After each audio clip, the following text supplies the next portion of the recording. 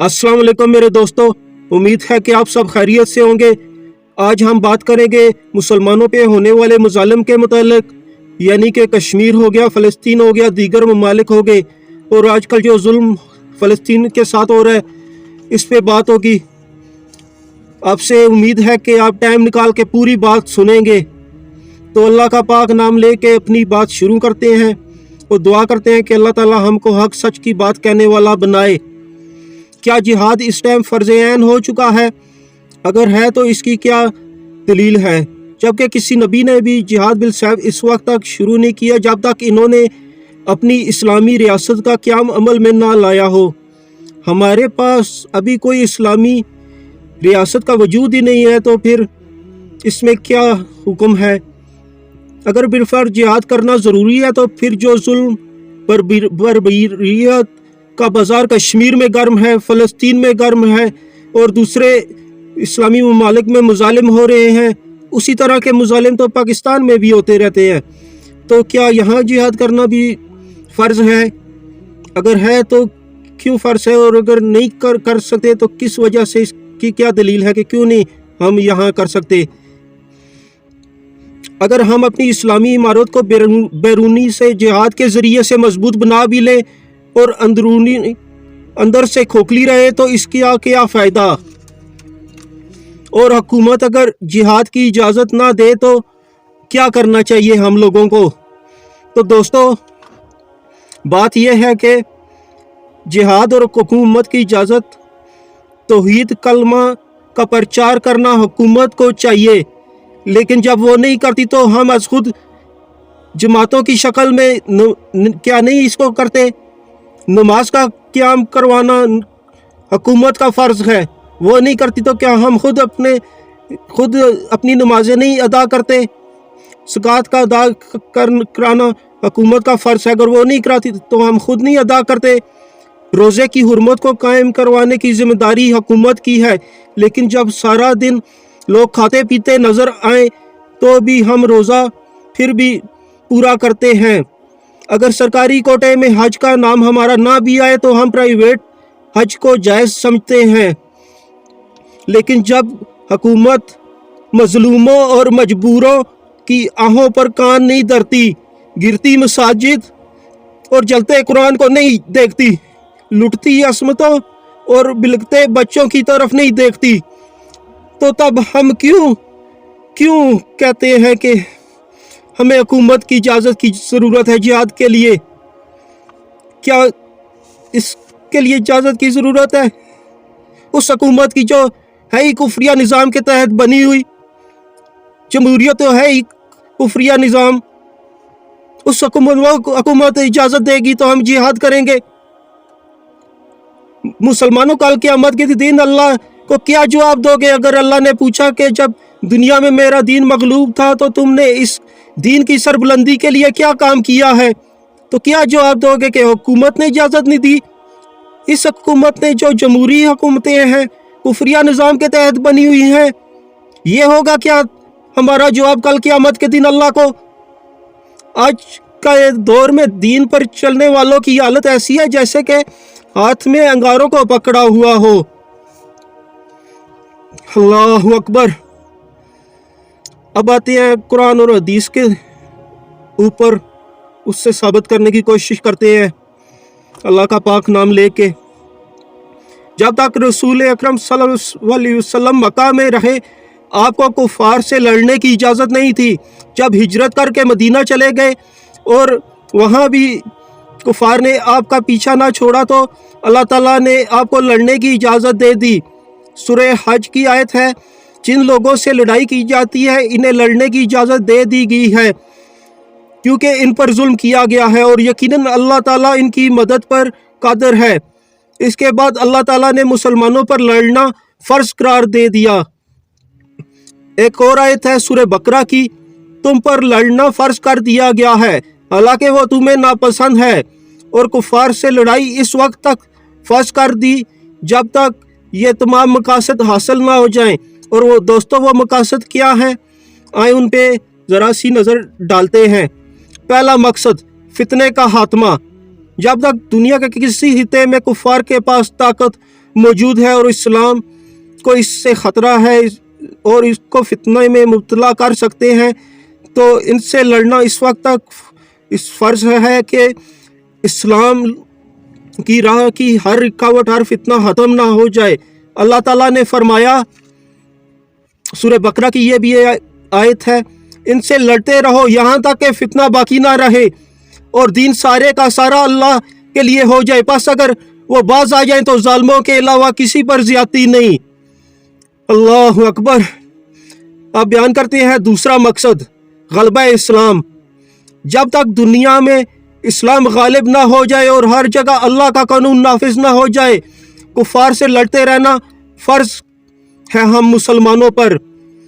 سورہ انفال کی آیت ہے، ان سے لڑتے رہو یہاں تک کہ فتنہ باقی نہ رہے اور دین سارے کا سارا اللہ کے لیے ہو جائے، پس اگر وہ باز آ جائیں تو اللہ تعالیٰ جو وہ کرتے ہیں اسے دیکھنے والا ہے۔ اللہ اکبر، اللہ اکبر۔ رسول اللہ صلی اللہ علیہ وآلہ وسلم نے فرمایا، مجھے حکم دیا گیا ہے کہ میں لوگوں سے لڑتا رہوں یہاں تک کہ وہ اس بات کی شہادت نہ دیں کہ اللہ کے سوا کوئی عبادت کے لائق نہیں اور محمد رسول اللہ صلی اللہ علیہ وسلم اللہ کے رسول ہیں، اور نماز کریں اور زکوٰۃ ادا کریں۔ جب وہ یہ کام کریں تو انہوں نے مجھ سے اپنا خون اور مال محفوظ کر لیا۔ اللہ اکبر۔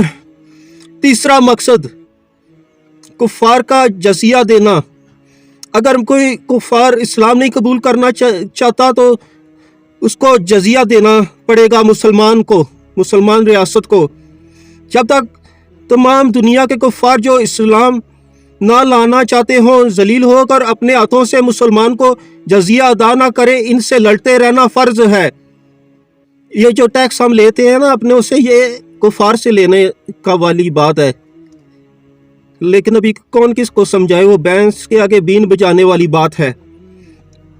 قرآن کی آیت ہے سورہ توبہ کی، لڑتے رہو اہل کتاب میں سے ان لوگوں سے جو اللہ اور آخرت پر ایمان نہیں لاتے اور نہ وہ چیزیں حرام مانتے ہیں جو اللہ اور اس کے رسول نے حرام کی ہیں، اور نہ دین حق کو اختیار کرتے ہیں یہاں تک کہ وہ اپنے ہاتھ سے جزیہ دیں اور وہ ذلیل ہوں۔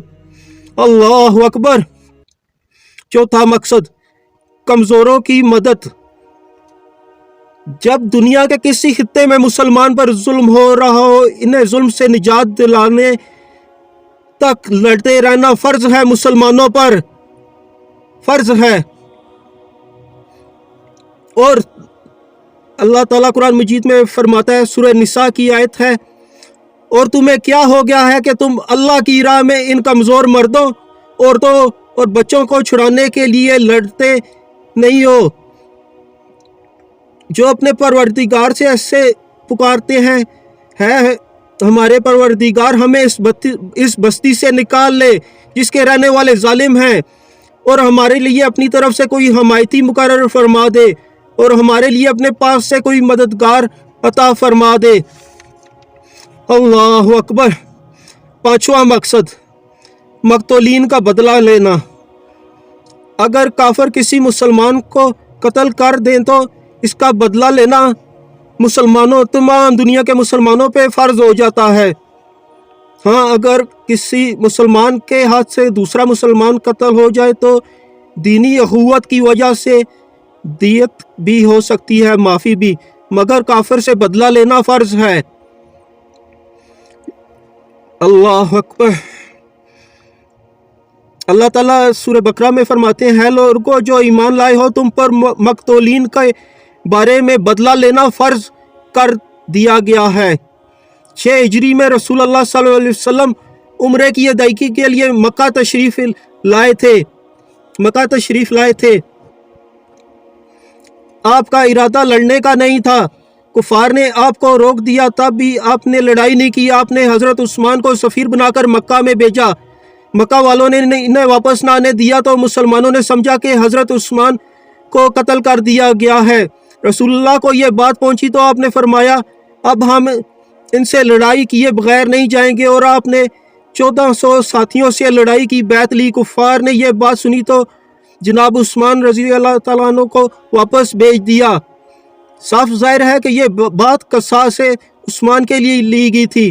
اللہ تعالیٰ نے اس بیعت پر اپنی رضا کا اعلان نازل فرمایا۔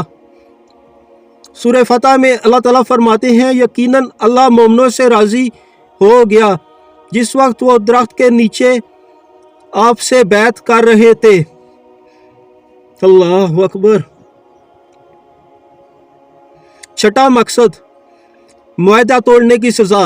اگر کوئی قوم مسلمانوں کے ساتھ کیا ہوا معاہدے کو توڑ ڈالے تو اس کے خلاف لڑنا فرض قرار دے دیا گیا ہے۔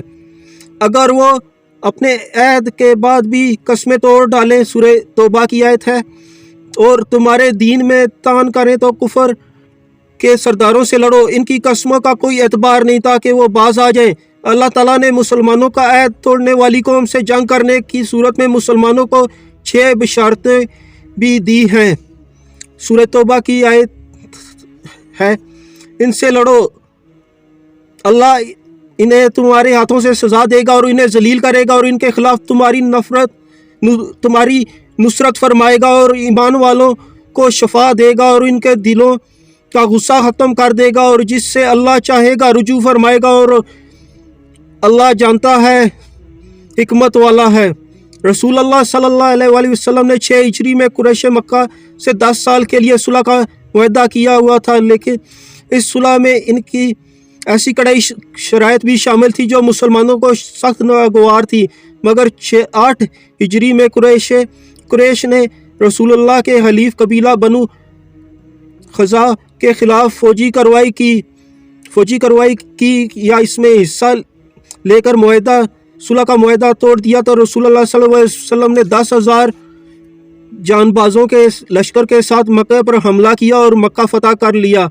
مدینہ میں رہنے والے یہودی قبائل سے آپ نے امن و تعاون کا معاہدہ کیا تھا۔ جب انہوں نے معاہدہ توڑا تو آپ نے بنو قینقاع اور بنو نذیر کے محاصرے کے بعد ان کے بالغ مردوں کو قتل کر دیا اور عورتوں کو لونڈیاں اور بچوں کو غلام بنا لیا۔ 7واں مقصد، جہاد کا دفاع کے لیے لڑنا۔ جب کوئی قوم مسلمانوں پر حملہ آور ہو جائے تو فرض ہو جاتا ہے مسلمانوں پر کہ ان سے لڑنا۔ سورہ بقرہ کی آیت ہے، اور اللہ کی راہ میں ان سے لڑو جو تم سے لڑتے ہیں اور حد سے نہ بڑھو، یقیناً اللہ حد سے بڑھنے والوں سے محبت نہیں رکھتا۔ 8واں مقصد، مقبوضہ علاقہ چھڑوانا۔ اگر کفار مسلمانوں کے کسی جگہ پر قبضہ کر لیں تو انہیں وہاں سے نکالنا اور مسلمانوں کا قبضہ دوبارہ بحال کرنا تمام مسلمانوں پر فرض ہے۔ اللہ تعالیٰ سورہ بقرہ میں ہی فرماتے ہیں، اور انہیں جہاں پاؤ قتل کرو، اور جس جگہ سے انہوں نے تمہیں نکالا ہے تم انہیں وہاں سے نکالو۔ اللہ اکبر، اللہ اکبر۔ ہمیں کیا ہے کہ ہم اللہ کی راہ میں نہ لڑیں، حالانکہ ہمارے گھروں اور ہمارے بیٹوں سے نکال دیا گیا ہے۔ اللہ تعالیٰ نے مسلمانوں کی تعداد نہایت کم ہونے کے باوجود ان کی خاص مدد فرمائی، اور داؤد علیہ السلام نے کفار کے سپہ سالار جالوت کو قتل کر دیا اور کفار کو شکست دی۔ فتح مکہ کی فتح میں کفار کے معاہدہ توڑنے کے ساتھ یہ بھی شامل تھی کہ انہوں نے مسلمانوں کو سرزمین سے ان کی نکالا تھا۔ تو اب بتاؤ دوستو کہ فرض ہے جہاد کے نہیں؟ یہ سارے تقاضے اب پورے ہو رہے ہیں کہ نہیں؟ فتنہ برپے ہیں کہ نہیں کفار کے؟ فلسطین میں دیکھ لیں، کشمیر میں دیکھ لیں، کیا غلبہ اسلام آ چکا ہے کہ ہم جہاد نہ کریں؟ پوری دنیا میں اسلام کا قیام ہو چکا ہے؟ بالکل نہیں۔ تیسرے نمبر پہ جو جزیہ کا ہے، کیا کفار ہم کو اس بات کا جزیہ دے رہے ہیں کہ ہم ایمان تو نہیں لائیں گے لیکن ہم آپ کو جزیہ دیں گے؟ بالکل نہیں۔ کیا کمزوروں کی مدد ہم لوگوں نے کر لی ہے؟ بالکل نہیں۔ مقتولین کا بدلہ کیا ہم نے لے لیا ہے؟ ایک بھی مظلوم کا بدلہ ہم نے لے لیا ہے؟ نہیں۔ کیا ہم اپنا دفاع کر پا رہے ہیں؟ بالکل بھی نہیں۔ کیا ہم نے جو علاقے کفار کے قبضے میں ہیں مسلمانوں کے، ان کو چھڑوا لیا ہے؟ نہیں۔ दोस्तों, जंग तादाद से नहीं, हथियार से नहीं लड़ी जाती, बल्कि ईमान से लड़ी जाती हैं। हज़रत खालिद बिन वलीद का, ये कैमरा थोड़ा सा, माजरत चाहता हूँ दोस्तों, मुझे बीच में से बात रोकनी पड़ी क्योंकि कैमरे पे सूरज की रोशनी पड़ रही थी और वो आंखों में पड़ रही थी, जिस वजह से मैं अपनी बात पे फोकस नहीं कर रहा था। लेकिन चलें, हज़रत खालिद बिन वलीद का पैगाम क्या आप लोगों ने नहीं सुना? उम्मत मुसलमान के नाम जो उन्होंने किया था, जब मौत मुकर्रर हो तो जिंदगी दौड़ती हुई मौत से लिपट जाती है। जिंदगी से ज़्यादा कोई जी नहीं सकता और मौत से पहले कोई मर नहीं सकता। दुनिया के बुज़दिलों को मेरा पैगाम पहुंचा दो, अगर मैदान जहाद में मौत होती तो खालिद बिन वलीद को मौत बिस्तर पर ना आती। हदीस से मुबारका में है आज के दौर के मुतालिक जो जुल्म हो रहे हैं। रसूलुल्लाह सल्लल्लाहु अलैहि वसल्लम का इरशाद है, अनकरीब तुम पर गैर मुस्लिम अक़वाम इस तरह टूट पड़ेगी जैसे भूखे लोग दस्तरखान पर टूट पड़ते हैं। अर्ज़ किया गया, या रसूलुल्लाह, क्या हम इस वक्त तादाद में बहुत कम होंगे? आप सल्लल्लाहु अलैहि वसल्लम ने फरमाया, नहीं, तुम तादाद में बहुत ज़्यादा होगे, लेकिन तुम्हारी हैसियत नदी में बहने वाली चाक से ज़्यादा नहीं होगी। अल्लाह दुश्मन के दिलों से तुम्हारा रौब ख़त्म कर देगा और तुम्हारे दिलों में दुनिया की मोहब्बत और मौत का खौफ पैदा फरमा देगा। दोस्तों, अब हम किस चीज़ का इंतज़ार कर रहे हैं? अभी किसी खलाई मखलूक ने आके बचाना है या किसने अपने भाइयों की मदद करनी है? हम नहीं करनी है और हम उन लोगों को अपनी पड़ी हुई है। आज हम कोई बात जिहाद पे कर लें तो ये जी दहशतगर्द है, इंतहा पसंद है जी, तो लोगों में इंतशार की बात फैला रहा है। ऐसे फतवे लग जाते हैं, केसेस बन जाते हैं। क्यों? ये इस्लाम के मुताबिक हम लोग जीना चाहते हैं या कुफार के तरीके पे? इन बेगैरतों को तो कोई नहीं है, ना इनको मुस्लिमों की कोई आए सुनाई देती है, ना बच्चों की चीखों पुकार सुनाई देती है। ऐसे होते हैं इस्लामी मुल्क, किसी की गैरत नहीं है इस्लामी मुल्क में, सब बेगैरत बन के बैठे हुए हैं, सिर्फ इस्लाम का नाम लगाया हुआ अपने साथ। हटा दो इसको, इस्लाम के नाम को भी अपने साथ लगाने से। ऐसे मुसलमान बन बैठे हैं। चलो दोस्तों, अपनी बात को ख़त्म करते हैं इस बात से। दीन मोहम्मद की सरबुलंदी के लिए अपना लहू बहा देंगे। हम जिहाद फी सबीलिल्लाह से कुफार की हर दीवार सितम गिरा देंगे इंशाअल्लाह ताला।